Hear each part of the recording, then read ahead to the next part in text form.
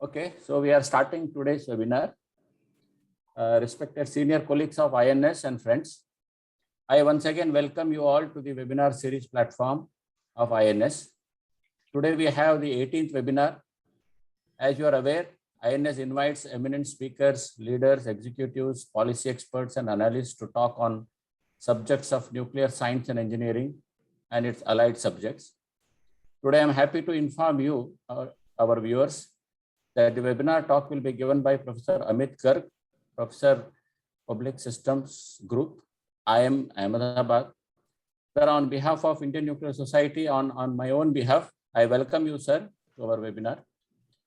He is going to talk to us on a very important topic, that is the role of nuclear energy in meeting India's net zero target by 2070. He, being an expert on climate change and its consequence, the energy demand, development, sustainability, human development index, and deep thinker on various funding model, he is going to explain what and how nuclear energy can save our climate. According to him, the present climate change is the challenge of the 20th century, and the solution is too complex. We have to deal with energy demand, but without adversely affecting the climate. If one sees the growth of nuclear power in the world from 1960 to 1989, about 420 reactors were built and connected to the grid. And so more than 300 gigawatt of power was connected to the grid. So this was the boost to the Indian industrial revolution. Such a pace of development of nuclear never reappeared in the history of nuclear. I think if we have to meet the commitment towards climate change, similar ramping up of nuclear power is required. And it is equally clear that there is no need to compare nuclear with green energies because both are technically required for a stable grid. I am sure Professor Garg will share his thought and analysis with us. Sir, we are delighted to have you here on our webinar series, and it is our privilege and honor to listen to you. So before I hand over this to Ramanamurthy for introduction, I request our President, S.K. Mehta, to give his opening remark. Thank you, Dr. Ramarao. Professor Amit Garg, welcome to you. It is an honor to have you here and to speak on a subject which is not only dear to the INS members, but to all the public in the world over. And I think listening to a person from the outside the Department of Atomic Energy will be a great privilege for us to do it from, because we get a very wide and free opinion on the subject. So it is a privilege to have you, and I welcome all my members and invitees and guests here to listen to this important lecture. So welcome, Professor Garg. Thank you. Yeah. Ramanamurthy. Good evening. It's my privilege to briefly introduce the speaker to the forum. Professor Amit Garg is a professor Public Systems Group at the Indian Institute of Management, Ahmedabad. He specializes in energy, climate change, and sustainable development issues and offers courses titled Carbon Finance, Managing Energy Businesses, Sustainable Finance, Energy and Environmental Policy, and Public Management. His current research interests include carbon and climate finance, energy businesses, corporate accounting of greenhouse gases, energy and environment modeling, water energy nexus, and preparing businesses for climate change challenges. He has co-authored 12 books, 25 international research reports, and published extensively in international journals. He is a lead author for 5 reports of the UN's Intergovernmental Panel on Climate Change, IPCC. He is currently the co-chair of IPCC Emission Factor Database and co-editor-in-chief of Carbon Management Journal. Professor Garg was felicitated by the Prime Minister of India in 2007 for his outstanding contributions to climate change research. Here, he was also a prominent member and contributed to the award of Nobel Peace Prize to IPCC in 2007.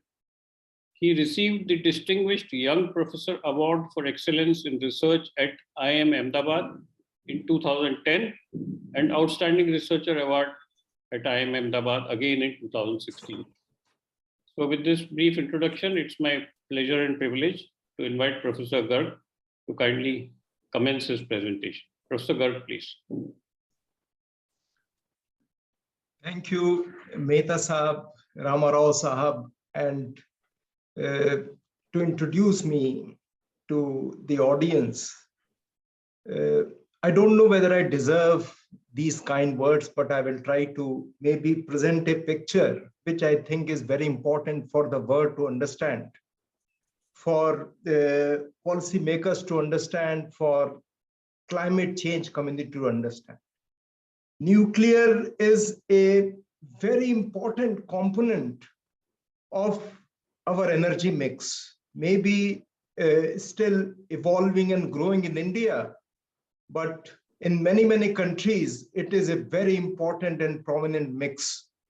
So before I start my presentation, I like to acknowledge and thank Professor R.B. Grover, who has been mentoring me, because I do not know much about nuclear. I know about energy, I know about climate change, but I think to introduce me to Grover's nuclear power, I think Grover Saab took a lot of pains, and I'm very, very thankful to him. I'm not saying we have learned everything, but we are learning about nuances of nuclear power. So let me, please allow me to share my screen.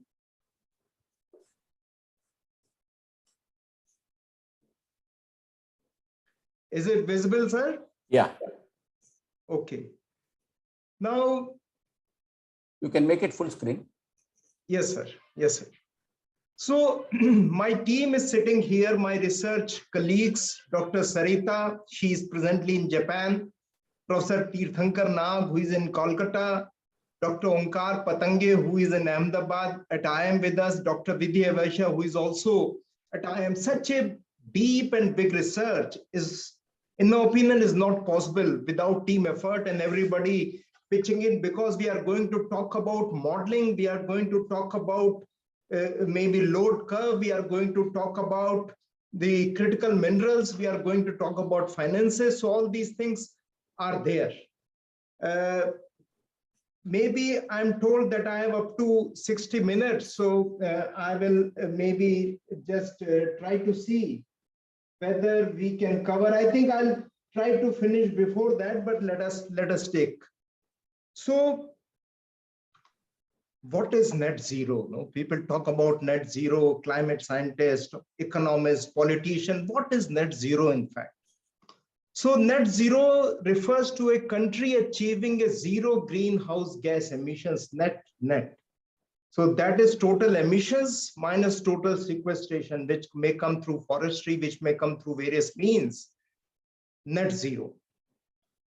Now, India, through our Honorable Prime Minister Modi ji, has committed at COP26 in Glasgow on 2nd November 2021 that India will have a net zero target by 2070. This was a big watershed declaration by India, because then everything in climate change negotiation, the energy sector, all those things have started revolving how to meet this target. India's total greenhouse gas emissions in 2020, as per our estimate, have been 3.3 billion tons, growing around 3.5 to 4% every year. Energy sectors per se contribute over 75, 3/4 of national greenhouse gas emission. Coal-based power, 45%. Other industrial sector, including steel, iron and steel, cement, all these things together, fertilizer and glass, and 24%. Transport sector 12%, agriculture and light 17%. Nuclear, renewable, biomass are considered carbon neutral. So the more we are able to deploy these, the closer we'll be getting to net zero. So our energy system transitions have to be towards renewables, nuclear and biomass.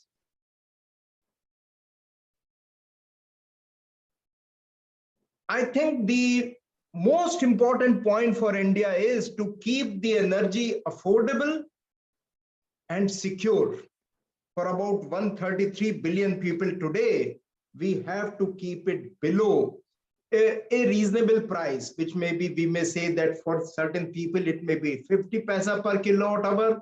For others, maybe 11 rupees per kilowatt hour. So this cross subsidy components are there, but energy has to be affordable for all and secure. We should not be looking at somebody that from where we'll get the next kilowatt hour of energy. No, it has to be we have to be self-sufficient on that.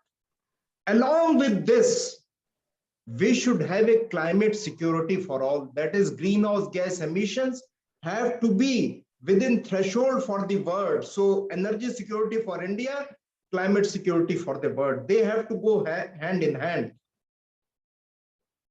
So net zero, it requires that the emissions, greenhouse gas emissions should peak, then decline.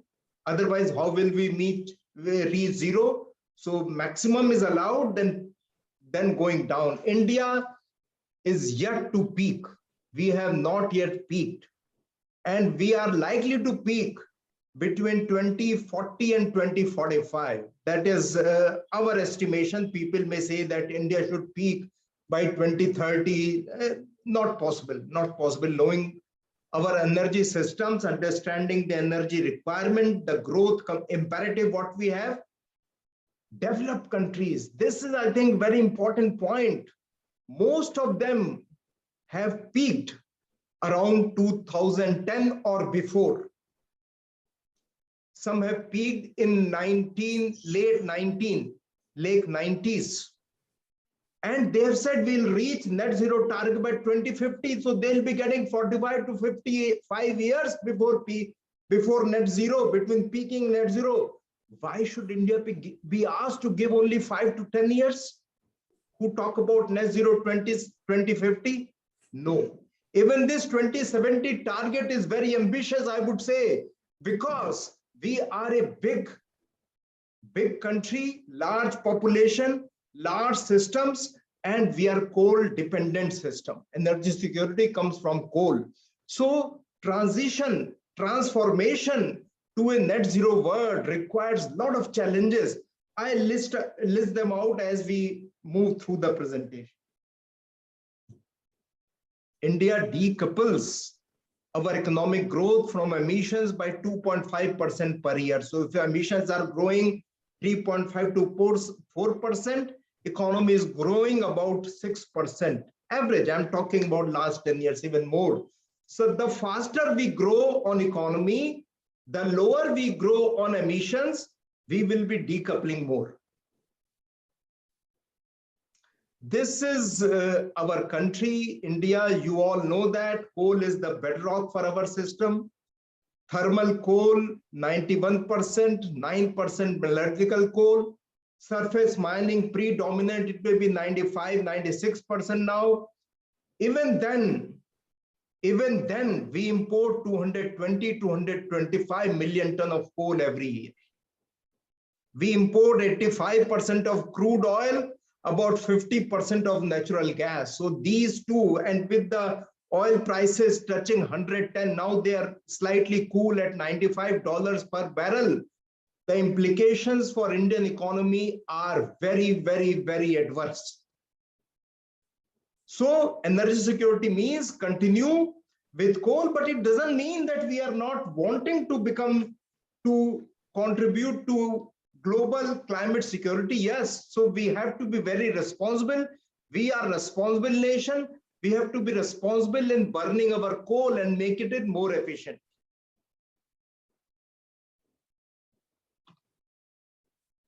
Now, these are India's nationally determined contributions, NDC, as given in Paris Accord, as given at the time of Paris Accord in 2016, and also our Honorable Prime Minister has revised, updated them. We have to submit, but these are the crux.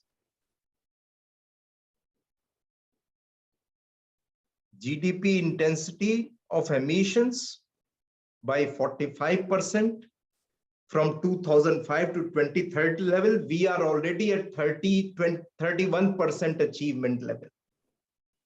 50% cumulative electric power from non-fossil based sources, we have already achieved 41%. 500 gigawatt of non-fossil power, when nuclear also is included in non-fossil power, we are already at 158 gigawatt.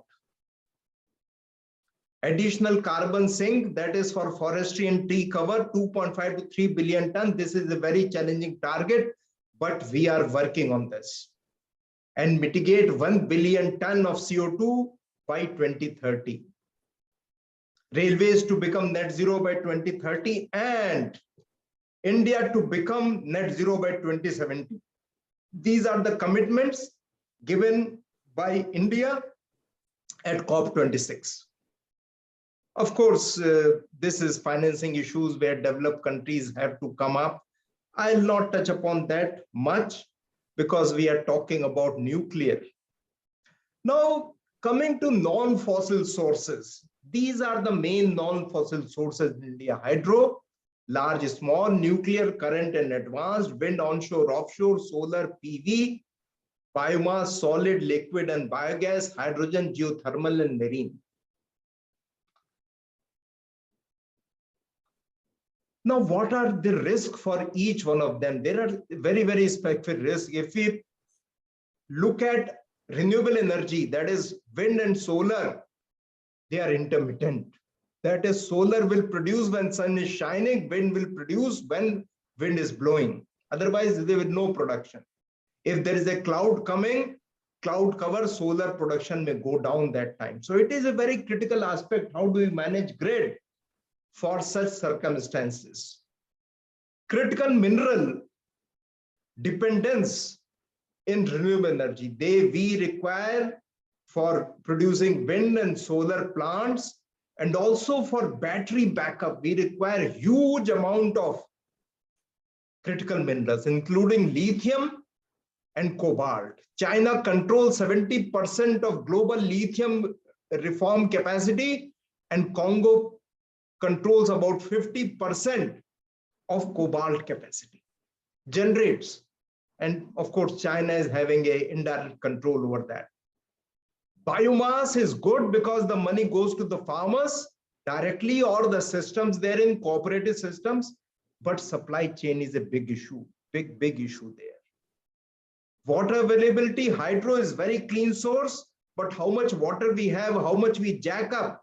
We have about 47 gigawatt of water hydro presently, but how much we can operate, how much we can use depends on water. And when we have a lot of water, we also have a lot of muddy water. So we have to shut down our generating stations during monsoons. Otherwise, the blades of turbines may be damaged. Hydrogen is nascent. Nuclear, people talk about that cost for nuclear is very high. I agree. But as you will see, in case economies of scale click in, the cost will become very, very compatible. Nuclear dual use technology, I think India has very strong record for very, very responsible use of nuclear energy. Accident worries, there have been 3 big accidents in the world, 3 big, 86 Chernobyl, before that 3 Miles Island, Pennsylvania, 1979, 2011, Fukushima Daiichi. So these are on INS level 7 or level 5, which is considered very serious. 1 to 3 are considered incidents. You all know very well, I need not tell you about it. So I think the focus on nuclear accidents is, I think, in my opinion, I may not be fully correct, is misplaced in Indian context, is misplaced. Now, energy carriers, electricity, of course, we can produce through renewable, through nuclear, for all the things listed up. Hydrogen, it is the upcoming technology. Presently, the price is about $4 to $5 per kg, and Indian industry has announced, some very big industry tycoons have announced. USA has also announced that we should plan for $1 per kg in a decade. One target, $1 per kg in a decade. Of course, bioenergy has many advantages if we are able to, but we have to crack the supply chain issues there. Storage systems, of course, batteries come in and hydrogen come in. So batteries, as I said, may have linkages with critical minerals, availability of them for India, and whether we are jumping from oil to battery, we have to think. Anyway, these are technologies which are available. We have to be open and receive them. Now, before we enter, I think, and try to see nuclear, this is a load curve. The green line and yellow line here, this is called double hump camel curve, starting 24 hours, 1 a.m. in the night to 1 a.m. in the night again, 12 or 1 a.m. in the night. So this is how the load varies. Double hump, it peaks a certain point when demand goes up during the maybe morning period. Again, when people return home, that time also it peaks up.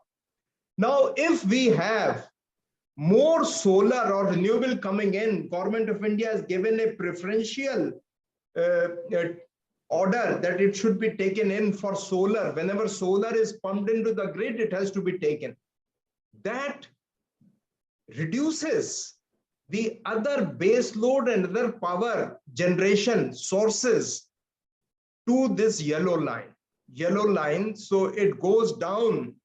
So if we are, let us say, talking about coal, because we are coal dominated country, so morning as solar starts coming in, coal has to go out of the grid, coal generation. So this is called ramp down. And I have taken an example, simple example of, let us say, 100 gigawatt of solar and 91 gigawatt being generated by solar. It has been announced to be 280 gigawatt by 2030 by Honorable Prime Minister.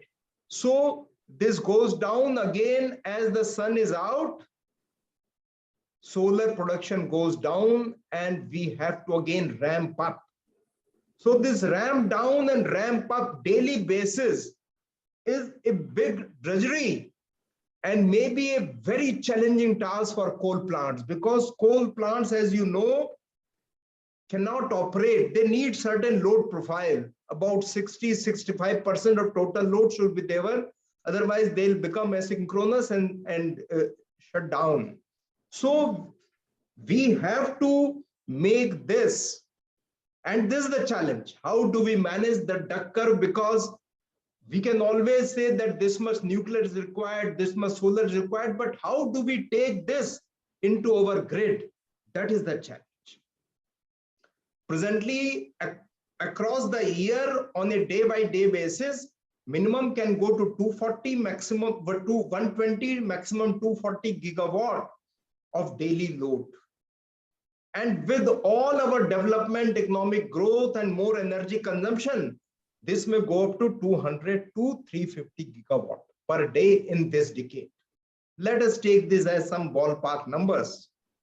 So how do we manage these? Nuclear could take over some load, base load. Now, if you see, if this duck curve goes deeper, the flexibility for base load goes down.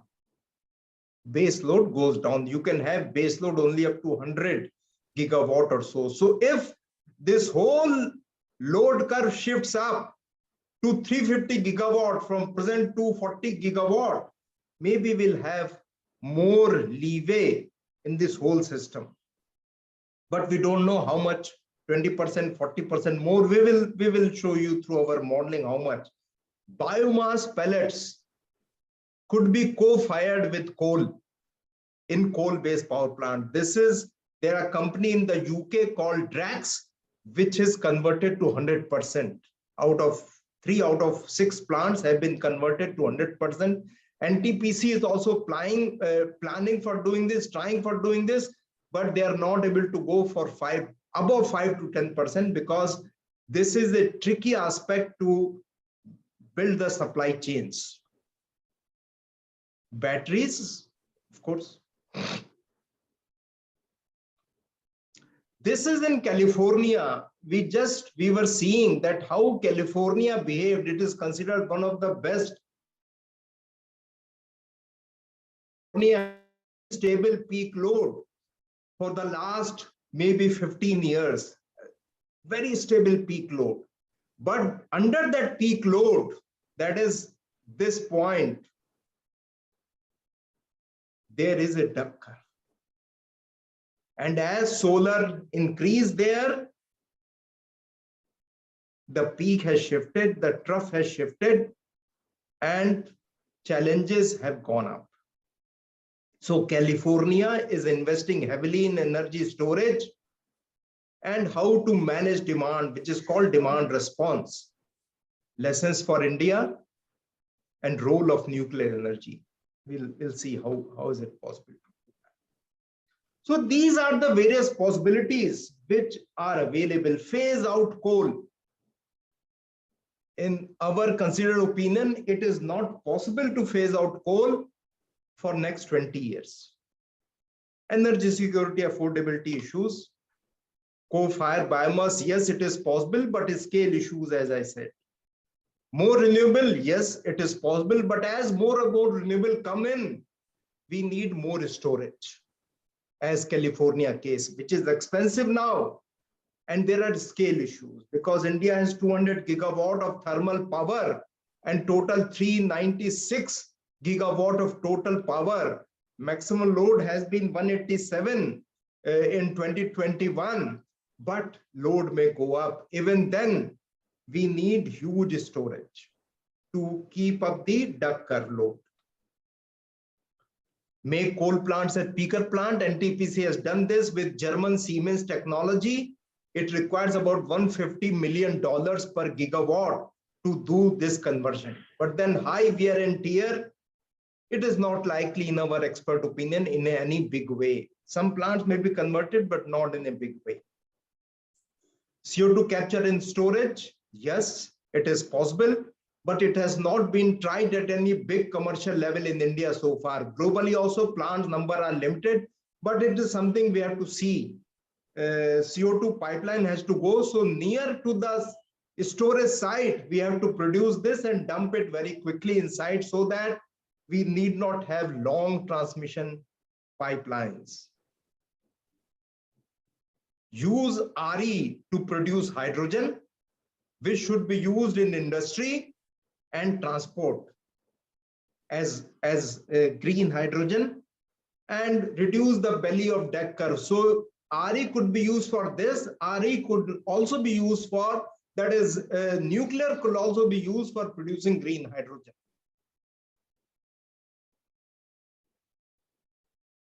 Nuclear heating of coal boilers, because this is also one proposition. Some researchers have been saying that some old coal plants, power plants in India, can we replace them with nuclear plant at the same location so that every other infrastructure is used and we are able to save some carbon dioxide and have some nuclear. Of course, nuclear plants require up to 5 kilometers, no habitation, and all those things are required for safety purpose, a water source for cooling, all those things are required, which is possible, and I'll show you a slide on that. Load curve can be flattened through demand side management, time of day pricing, efficient electric appliances, smart grid. So higher base load can exist. But all these solutions for net zero, there are challenges. There are challenges and challenges. So we have to have a strategic view. We have to have holistic view so that we can manage all these things together. Global nuclear status, I'm sure the August audience knows this. I think it was spoken about. 440 reactors have been existing. 10% global electricity share is controlled through them. And these are the countries that are contributing, mainly they are having. At COP26, IAEA had an event, and it came out that Brazil, Ghana, Russia, and USA, they spelled out very clear plans that net zero requires nuclear. 32 countries operate. So these are some data which shows that nuclear must be part of the solution for net zero. It cannot be, we cannot move away from nuclear because it is finally zero emission energy. And as the technologies stand today, they are quite safe technologies to operate. This is how non-fossil contributes. So hydropower and nuclear, they contribute about 28%, and solar, PV and wind only 10%, because they generate when sun is shining or when wind is there. So their intermittency has to be controlled through batteries.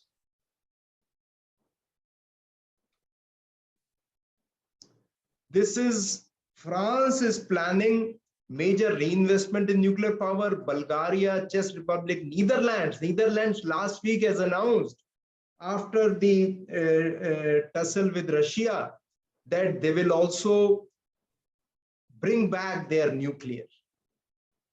Because I believe any energy is better than no energy. We have seen Europe going back to coal, despite pressurizing India against coal.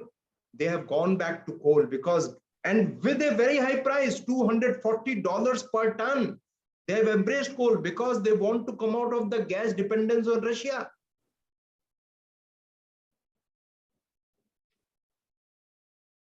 These are again some other countries that are being supported by China and Russia to go for nuclear way. Of course, this August audience knows all these things, but I'll just want to put from a net zero perspective: advantages, lowest emission, reliable supply, operational flexibility, small land footprint, small as compared to solar and as compared to which requires 4,000 acres per gigawatt, low material intensity, non-electricity application. Of course, there is a high investment concerns, which is the cost, and which is a concern. We have not grown sufficiently on nuclear. That also is known.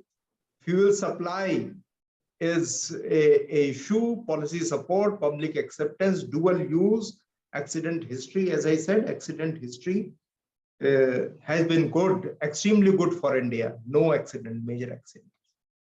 And this is, I think, through Dr. Grover's papers and other research we did. So we have presently 6.78 gigawatt of nuclear. Another 57.1 is in making, and total 14 plus 57.1. So total, if we combine everything, about 77.88 gigawatt is in the making. I may be wrong, somewhere some issues may be there, but this is how we gather from secondary literature. Now, this is how we did modeling. So we use three types of models. One is this AIM end use. One is this Times India model, which we have set up. And then there is also this load curve assessment, which we are presently doing. We are awaiting some data from POSACO, but we are working on that.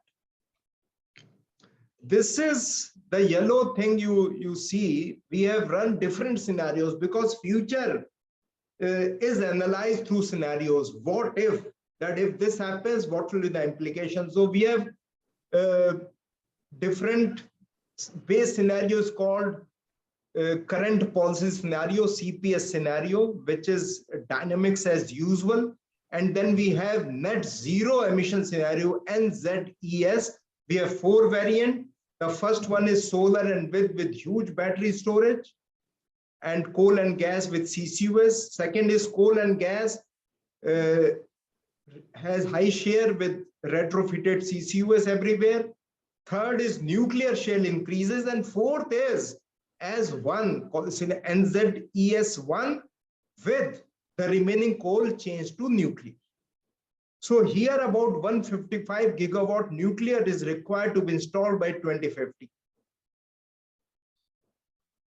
These are some numbers from our model. So this is base year 2050, 2015, then 2030, 2050, 2070. These are some numbers and different type of technologies. Let us see.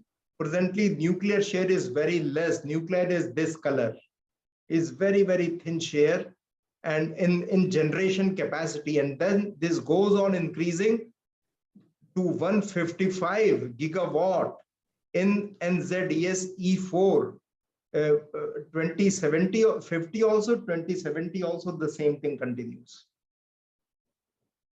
And this is the generation which can be seen here. Generation is going up and more is being generated from nuclear power. And of course, nuclear can run for 24/7 and solar and wind cannot run 24/7. So that will be that much low. This is what we have tried to do, that can we use the existing coal plant location with the constrained nuclear location, that is within 5 kilometers, no habitation. With that, we have made this. So these are the coal plants, these are the nuclear plants, and then these are the plant, approved and planned nuclear plants. And this is where all we can have these capacities, where we can superimpose reasonably or not reasonably also. This is how it is. Now, this is, I think, something where we try to see how nuclear power compares with other powers on levelized cost of electricity. We know that. So this is the x-axis is emission per unit of power in gram per kilowatt hour. So we start with 800 and go to very, very low at 10 grams per kilowatt hour. We were trying to see what is the LCO, whether we can compare these low emission pathway with low cost also. So we found if we include nuclear below $200 per kilowatt electricity, $2,000, then we can have a huge advantage there. So nuclear presently, you will be knowing better, maybe $3,000, maybe $3,200, maybe $3,500. So this has to be brought down to enhance both low emission power and low LCOE, both together. These are the emission charts, emission trajectories. The green one are with, this side is cumulative in billion tons of CO2. This is annual in million ton of CO2. So these graphs, the graphs indicate total emissions, how they go up and then come down under NZES scenario, and they reach 2050, they reach around 800 or even less, around 650 million ton, the green line here, 650 million ton. If we want to reduce further, we can reduce further because we are going up to 2070. It is possible to reduce further, but this does not show, I think, if I'm correct, does not include the forestry and other trees outside forest, emission reduction from that, which will be about 500 million ton per year. So this may be reaching very near to zero by 2070. This is, I think, an interesting chart, which the blue line on top gives the Indian emissions under CPS, that is current policy. That is, they will not decline, they will continue going up to 2050. That is what India is there presently. If we want to do something, we can make them decline at different rates. And this thing, 50 gigawatt per ton, the 50 billion ton CO2 is the amount of carbon we have to store through CO2 capture and storage technology if we follow this NZES E2 scenario. E3 scenarios, this E1 scenario is 38 billion ton cumulatively. We have to store below the ground using CCUS technology. And if we take these net CO2 emissions, almost all these four scenarios, they almost merge and reach about 650, 700 billion ton by 20 million ton per year by 2050. And if we add the trees and forestry and trees outside forest, we may be on the path to touch near net zero by 2070. Now, this is the, people talk about that nuclear will be, net zero will be very much investment centric. Yes, it will be. About 1.8 trillion US dollar will be required across scenarios, across technologies. So this gray one, nuclear is this one. This reddish one is nuclear.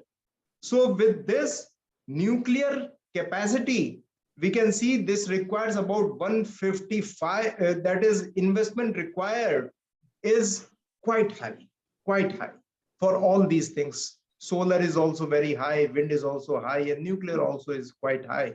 But there is one catch here.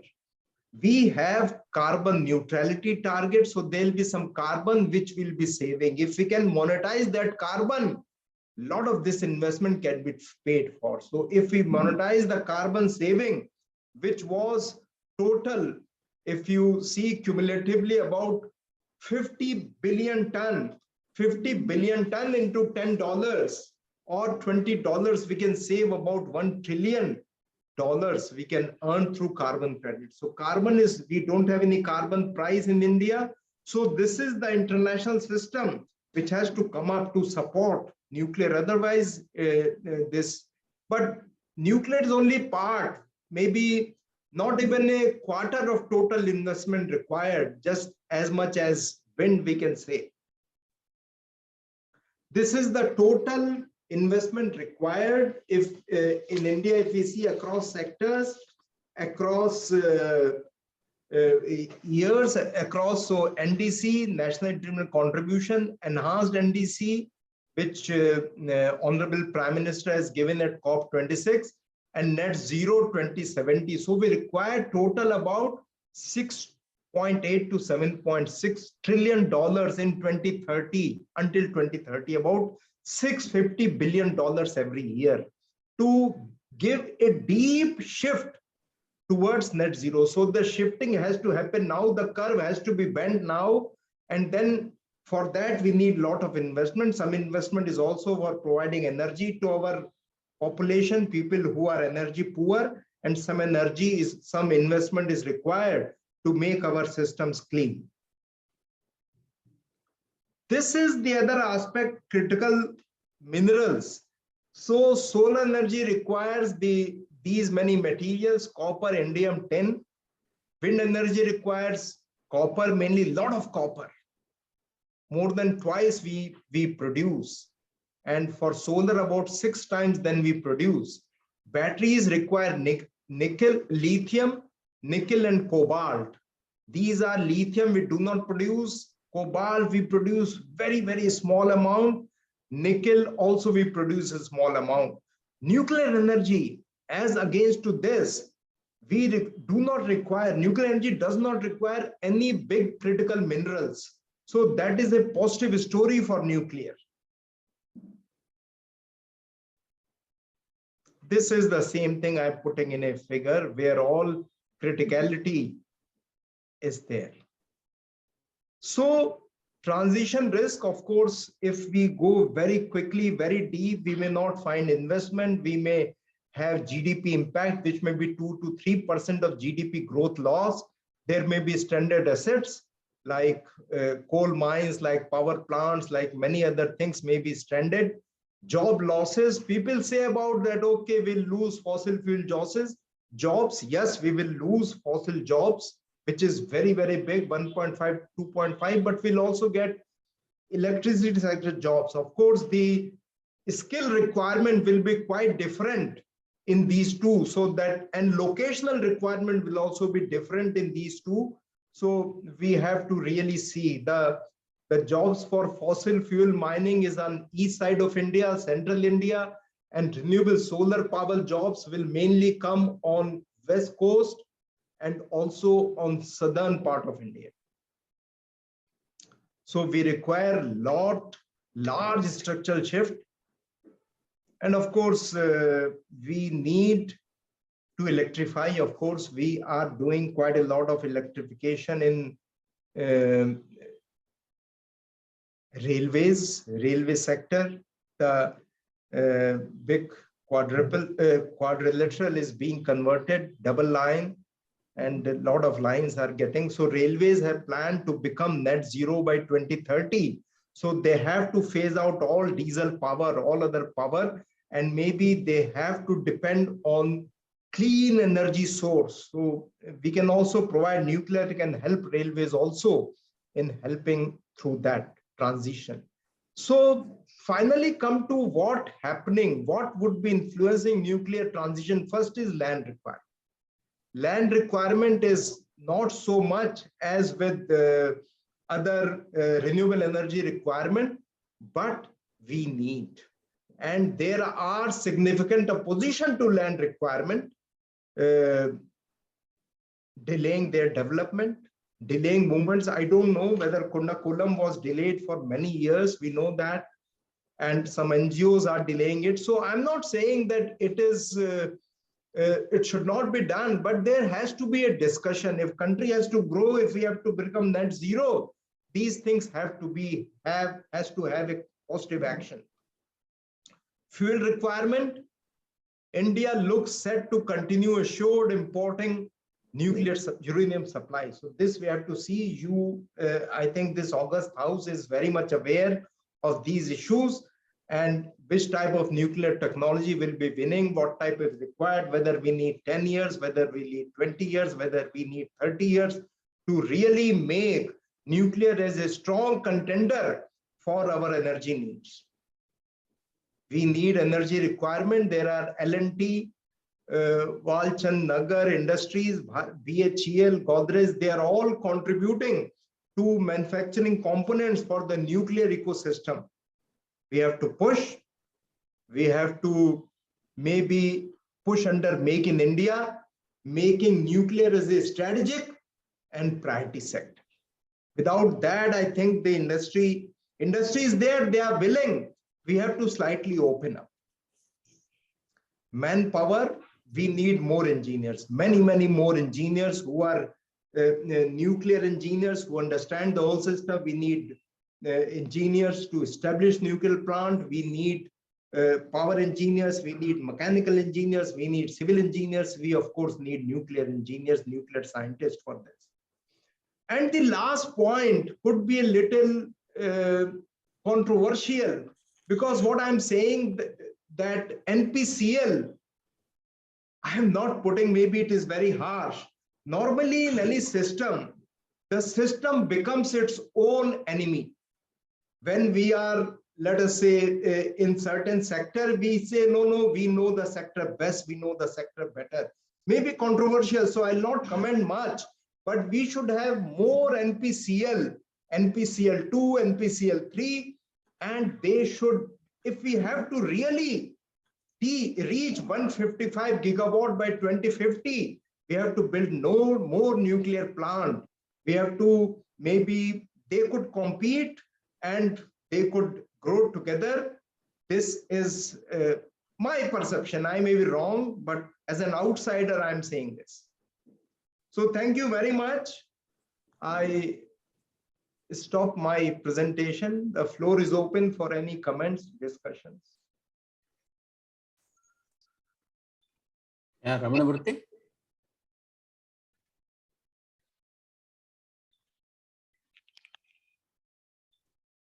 Thank you, Professor Garg, for that riveting presentation covering the entire gamut of the issue at hand.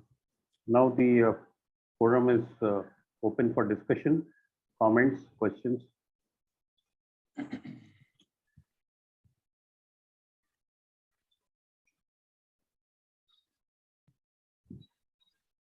Good evening, sir. Can I come in? Yes, sir. Mehta, sir. Yes. Hello, Yeah, go ahead, sir. can I come in? Yes, sir, Mehta, sir, please. Well, thank you, Professor, well, for a very comprehensive lecture.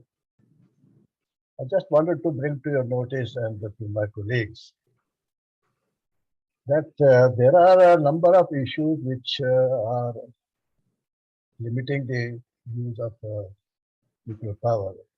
Cost is the one. But I think there is a little bit of a correction to be done on that.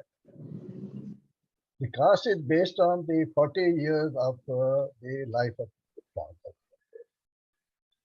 And most of the reactors have gone beyond 40.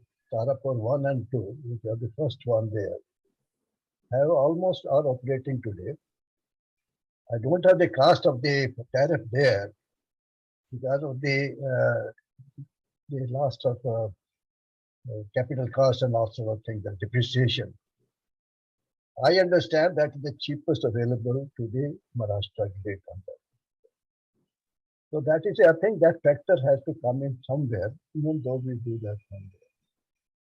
As far as the construction time is concerned, as we have the standardized power plant platform, and we standardize the manufacturer and identify that one, and we have a good plan for their inspection and material supply, and plan 10 or 15 reactors in line that from there.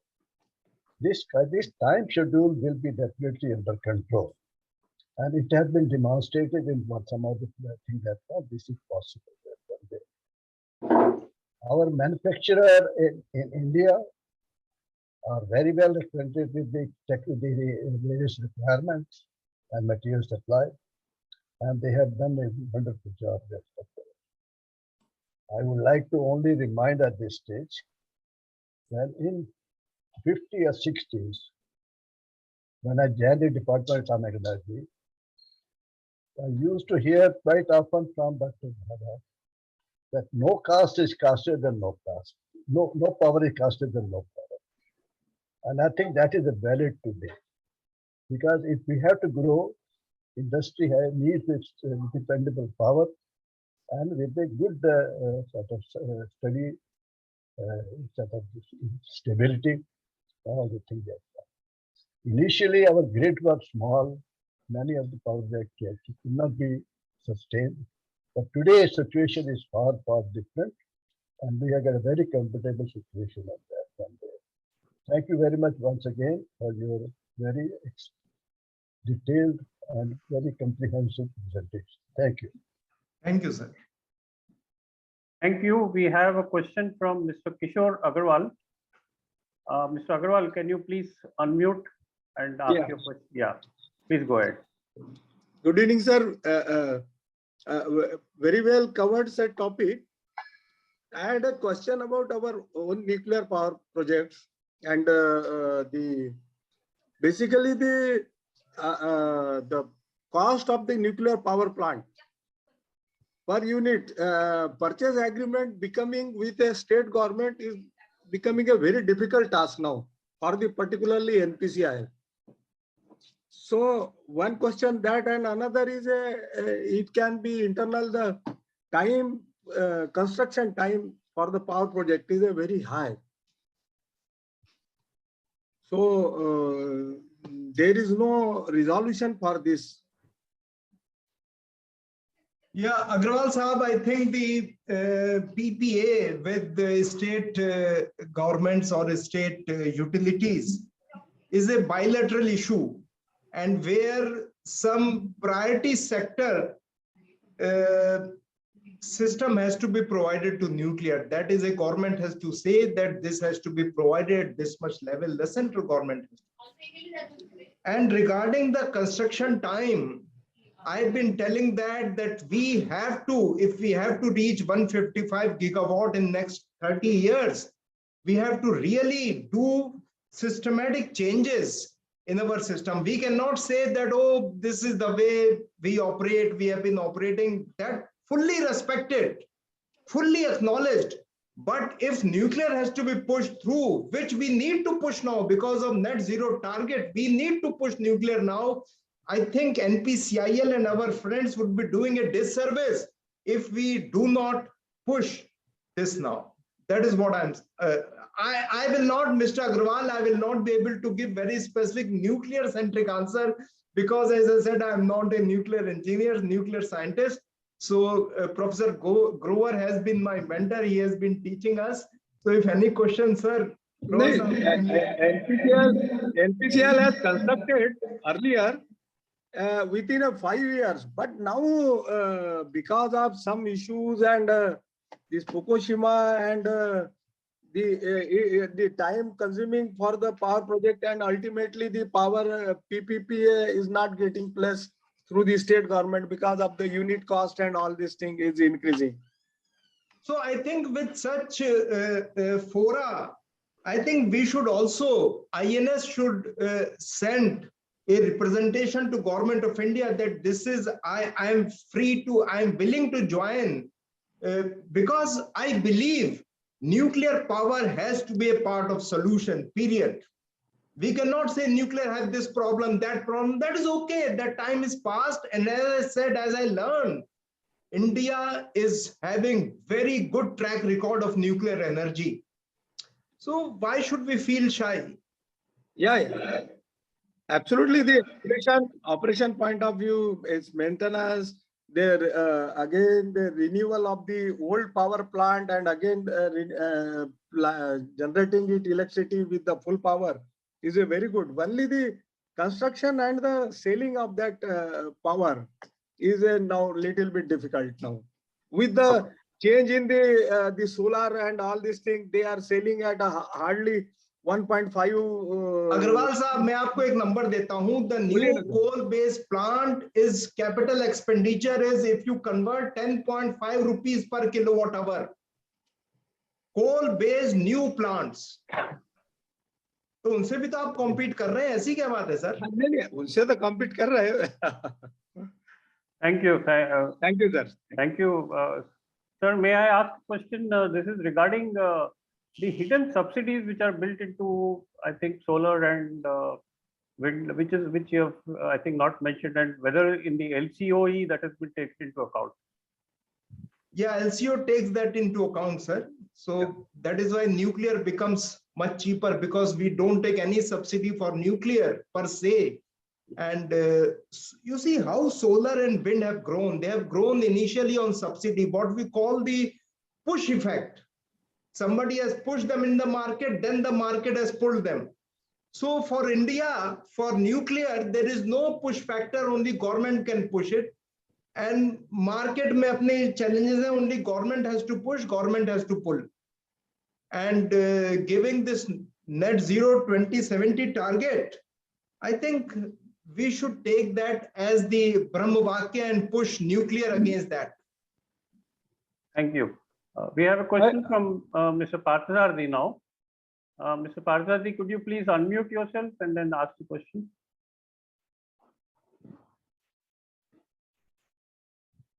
We can't hear you. Just a minute. Okay, now. Yeah, we can. Thank you, Professor Garg, for your very informative and comprehensive lecture. I have two points to make. One is, though the solar power and wind power are intermittent in nature, we should have a mechanism for storage of this power, because there's vast potential for particularly solar energy in the country. That's one thing. The second thing, as far as the nuclear energy concerned, I fully agree with you. There is no alternative to nuclear energy, but then there is a problem, as you have said briefly, about the public resistance to new plants. It's not only restricted to public resistance to the plants, it is also public resentment is there for the exploration activity also. Dr. D.K. Sinha has mentioned in the lecture last year, a lot of opposition to the exploration of uranium minerals asset, that is also there. Add to this confusion, I read an article recently which says uranium along with arsenic and fluorine are the major pollutants of groundwater in the country. So we have to address these issues also. Yeah, I completely agree with you, sir. There is no challenge, because this is a I will not comment anything on who is opposing nuclear, because last time in Kundakolam, NGOs were opposing nuclear. And we know, finally, with a lot of pressure, we got them, we resolved with them. So I do not want to cast any aspiration on any group, because they're all for India and for development of India, I believe. So we have to keep that perspective in mind. And I think we have to keep talking and resolving these things, because without nuclear, if we require 10 years to maybe double up the capacity from 6.78 gigawatt to 15 gigawatt, 10 years, then further 10 years for further doubling, then maybe we have sufficient time. We should start talking and maybe creating a mechanism for permanent negotiation with these groups like PNM, permanent negotiation mechanism.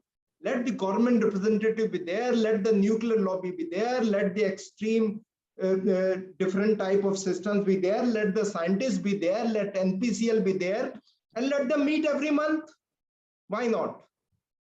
Railways had a big strike in 1973. After that, no strikes are in railways, because they created a permanent negotiating mechanism, PNM. Hello. Yeah, thank you. We'll move on to a question from Mr. Devang. Mr. Devang, please. Yes, sir. BM Mishra here. Good evening, sir. Thank you, sir. Good evening, sir. I'm a student from Antipathy School of Business, NSB. Sir, I have two questions to the Garg, sir. So one is that, sir, as you discussed that we can move to the net zero only after we have achieved the peak. So, sir, what are the indications that okay, now we have achieved the peak? So we can move towards the net zero. We have not achieved. This is done based on your Human Development Index target, your GDP target, and your per capita final energy consumption. That is a big modeling which we are doing. And this goes on to say that we'll not be able to reach by 2040, at least 2040 and 2045. So when our HDI, Human Development Index, India is at 0.645. and 0.704 will reach high HDI. We are at middle HDI, and very high HDI we require 0.803. So I think, and it is very appropriate that India targets to reach high in next 10 years, very high in next 20 years. We must target, and even earlier is better. So for that, we need to expand our energy requirement. We need to expand our clean energy requirements side by side, keeping it affordable for the masses. That is very important. Yeah. Sir, one more question, sir, I have. Can we move on to the next, so that we can come back to you? There's hands raised, many hands raised. Yeah, please. Okay. So, Mr. Mishra, BM Mishra, could you please ask your question? Kindly unmute. I just wanted to know if there is a techno-economic study comparing massive forestation and sequestering and capture going to use for the NG versus installation of this renewable energy plants. To the best of my knowledge, I have not seen, but India is a large country. The world is having a lot of research done on India. I'm not sure, sir, whether it has been done. But sequestration by plants, yes, there are studies. By nuclear independent, there are studies. So I don't know whether the comparative study has been made. I'm not very sure, sir. Sorry. Okay. I'll keep in touch with you on the email. Yes, sir. Kindly, Mishra sir. Thank you. Mukesh सेंगल साहब पूछिए. You are Mr. muted, Sengal? sir. Single sir. You are muted, sir. We cannot hear you. Yeah, Now all right. Yeah. it is very nicely covered, comprehensive coverage. Thank you very much, sir. Sir, like you have added, in fact, I am a former NPCL personnel, so I would like to say 2-3 things, and I want to add in that one. Actually, you are very right. Actually, project has to come on a fast pace to meet the requirement of 155 gigawatt. But over a period of time, actual operation has been done wonderfully. Reactors are running very rightly, continuously over a period of more than 2 years, number of times. And the shutdown, in between shutdown is required, that has been reduced drastically. But project somehow over a period of a decade, there was some issues based on economical condition of the world over, economic policies, Fukushima accident, some issues has come. But these issues has to be removed, and we have to come positive way, and we have to multiply to reach the net zero target. I fully agree. On all other fronts, actual things are very good except project side, and efforts are being made, but this is required on rapid pace. Thank you very much, sir. Very nice. Thank you, sir. Thank you, sir. Mr. Neeraj Sharma. Good evening, sir.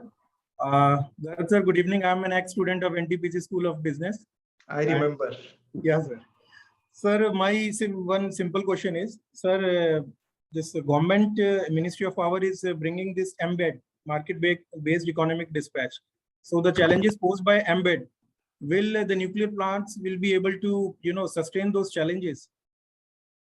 There has to be some preferential outage or preferential maybe given for nuclear plant. And then, as I said, if the load curve touches 200 gigawatt minimum, then there has to be clear maybe between coal and nuclear base load. So I think there is space for both to grow. I don't see that there'll be any challenges. And if the challenges come, maybe the INS and other nuclear groups, we should represent to government. देखिए बहुत simple Hindi में बोलता हूँ, हर एक sector का माई बाप है, nuclear का कोई माँ बाप नहीं.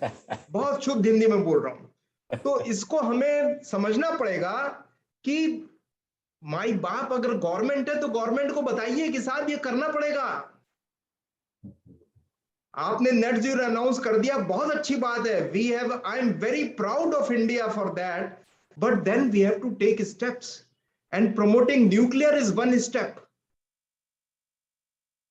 Very well said. So Vikram. Yeah. Hi, sir. Hi, Vikram. Talk, sir, and I think a lot of eye openers, considering nuclear as the source of energy, how we want to expedite. I have a question around that what Mishra ji was asking about, CCUS through plantation. I have a question that despite everything, nuclear is one of the slowest growing energy sectors in the country. Despite the fact in the Western world it has been, better than this. How do you see CCUS, as a proportion in this, transitions to cleaner fuel, as playing a role? Let's say some of the IEA and GCCI estimates, you're an expert on CCUS as well. So they have shown somewhere around 14 to 32% in 2 degrees and 1.5 degrees scenario would be this. In that context, how do you see nuclear fitting in for the country's ambition for net zero? You see, Professor Vikram, I would say India is a large country and there is no silver bullet for us. Right. We have to operate at multiple levels. So nuclear is one, CCUS is one, battery is something, solar is one. We cannot just say that this technology is not welcome. And depending on the competition in the market, One technology may win in the long run, one technology may lose. Not, I will not say lose, because everybody has a, आप सड़क पे देखिए ना, एक पुराना 20 साल का गाड़ी भी चल रहा है, पुराना नया एकदम बढ़िया गाड़ी भी चल रहा है.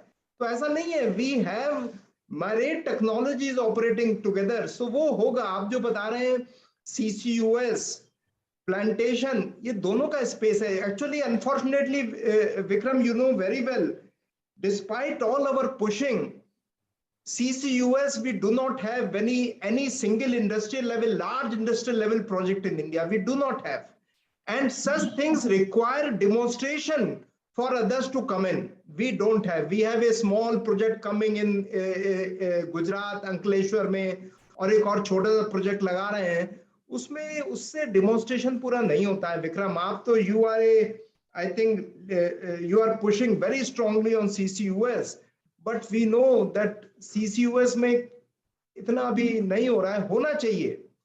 CCUS को पुश करना चाहिए. 38 billion ton. Our modeling shows that to reach net zero under NZESE1, we need about 50 billion ton CO2 capture storage. तो ये है तो सही. Yes, sir. Thank you. I think very correctly pointed out. There's no silver bullet, but we have to parallelly work on all the domains. In our study, we are seeing that India will be emitting 16 gigatons annually in the business as usual scenario based on the limits database. So clearly, nuclear switching will be a huge benefit in cutting down emissions. So thank you so much, sir, for coming. Thank you. Mr. Parsadi, your hand is raised. Would you like to ask something? Can you please unmute yourself? Sorry, I have already asked. Sorry. Okay. Mr. Devang, you wanted to ask another question? Yes, sir. Sir, Garak sir, as you mentioned that solar and wind has a intermittency nature, their inherent nature. So, sir, we can address this problem by, as you said, as a India, we have not developed that much hydropower, which we have that potential, but we can use the our hydropower potential of our neighboring countries like Bhutan and Nepal to compensate this issue of intermittency of renewables. Yeah, that is all possible. But the point is, we need to have an economic assessment of the whole potential. If we can definitely get, there was a project called SARI, SARI, South Asian Regional Energy, yeah. So we did a lot of modeling combining these 7 nations, but then the costing became problem. That time Bangladesh became sort of anti-India for some years. Pakistan did not allow to bring the gas pipeline. Of course, we are not willing to bring the gas pipeline. With Sri Lanka, we could not draw the transmission infrastructure. So all these things remained. Finally, with Bhutan and Nepal, because these two countries are very favorable, so we could develop hydropower project. But if you see hydropower project like Tehri, it is very difficult to build now, and or Sardar Sarovar, very difficult to build because of the submergence and maybe rehabilitation issues, very difficult. So and water, I'm not very enthusiastic that we'll be able to build up any new big hydro plant.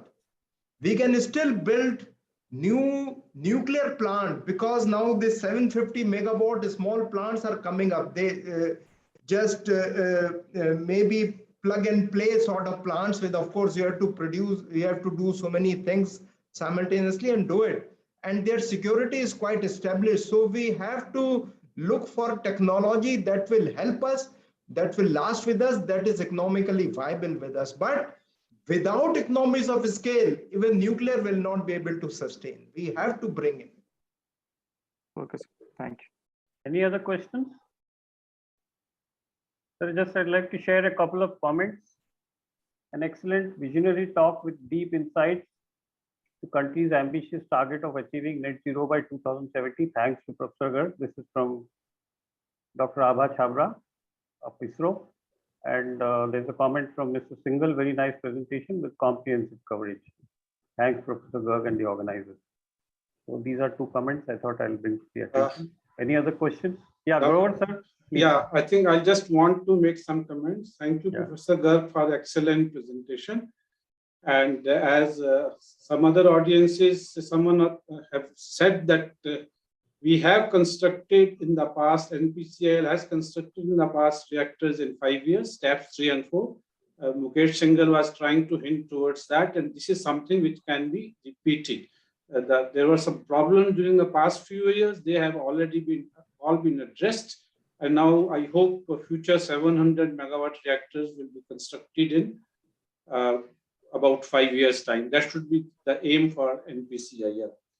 I just want to make one comment. There was a comment regarding tapping more and more hydro from other countries. That will be useful. And I was talking to people in Bokoso, the way they have been ramping up hydro. There have been instances when they have ramped hydro between 4 gigawatt to 24 gigawatt.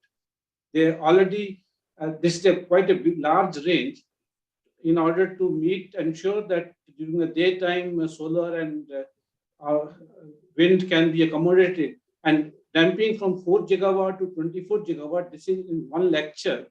The present CMD of Pocoso was saying that they have ramped from 4 to 24, and coal has been ramped from 96 to 133 gigawatt. Those capacities have to be utilized. One important point which emerges from the experience so far in the country is that we don't have to, when we plan and design our system, we don't have to think in terms of average VRE penetration. We have to think in terms of maximum penetration during the day, anytime during the year, during the day. And that can be even now as high as 27%. And as the share of renewable increases, this number is going to go further. And those who are designing the transmission and distribution system, ensuring demand and supply are always met, this is what is going to be a challenge. And here, storage solution will have to come. They will be expensive, and given the kind of expense which the country has to incur in storage systems, nuclear, even at present cost, may turn out to be very, very cost competitive. Thank you for the lecture once again, and these are the few remarks I want. Thank you, sir. Any further questions? So Ramarao, can I please hand over to you? Yeah, no, I think Malhotra will give vote of thanks. I think Malhotra is there. Malhotra ji? Oh, yes, I am there. Yes, sir. You are muted. We can't hear you, Malhotra ji. Malhotra ji, you are muted. We cannot hear you. Let me thank Professor Amit Garg for a really scintillating, eye-opening talk. I think I can use many superlative terms for today's talk. Fantastic. And I think his gentlemanly but very pinpointing comment towards the end, whatever he said about NPCIL, and during the question hour, another young professor, Vikram, he also mentioned it in a very decent manner. So though they did not say in those many words, but yes, we, being from Department of Atomic Energy, I feel their gentlemanly comments should be taken very seriously. And I think maybe around 120 years back, Swami Vivekananda had told India a phrase that is Uttishta Bharat. I would like to use that phrase for our own organization. I would like to say that probably Professor Amit Garg has tried to tell today that Uttishta NPCIL, Uttishta DAE. So I think we should take these comments very seriously, and a lot of introspection is needed. And probably these comments will be taken in the right sense, and we will learn something from this. So once again, thank you very much, Professor Amit Garg. And yes, I think I take your comment that हमारा कोई माई बाप नहीं है nuclear energy का, but then I would say that खुद ही को खर बुलंद इतना कि खुदा हर तकदीर से पहले बंदे से खुद पूछे कि बता तेरी रजा क्या है. I think our karma should be such that we don't need a my baap. So I would once again I would insist that we at the Department of Atomic Energy, we really get up and start doing things at much more space as we have been doing. Next, I would like to thank our president of Indian Nuclear Society and the rest of the executive committee of INS for encouraging this program of webinar. Today we have completed 18 webinars, and they have been done very efficiently due to Dr. Ramarao and his colleagues in the webinar subcommittee. So I would like to express my gratitude to the webinar subcommittee also. And particularly today, I would like to thank them for bringing such enlightened speakers like today's. Next, I would like to thank the audiences, not only for listening to the webinars, but interacting with the speaker in a very nice manner, very good questions being asked, very good discussions being indulged.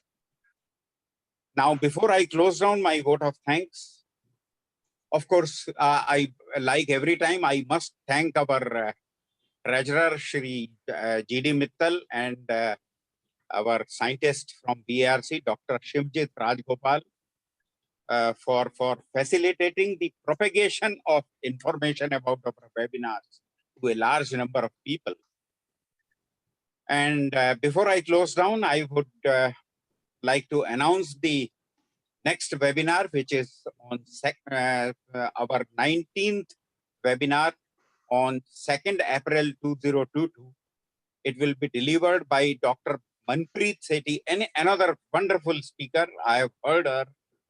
So Dr. Manpreet Sethi, head of the Nuclear Security Projects at Center for Air Power Studies, New Delhi. Her topic will be Nuclear Terrorism and Nuclear Security, Challenges and Mitigation Measures. Until then, goodbye, and do take care of yourself. Bye-bye. See you on 2nd April. Thank you very much. Thank you, sir. Malakpati. Thank you very much. Thank you. Thank you, sir.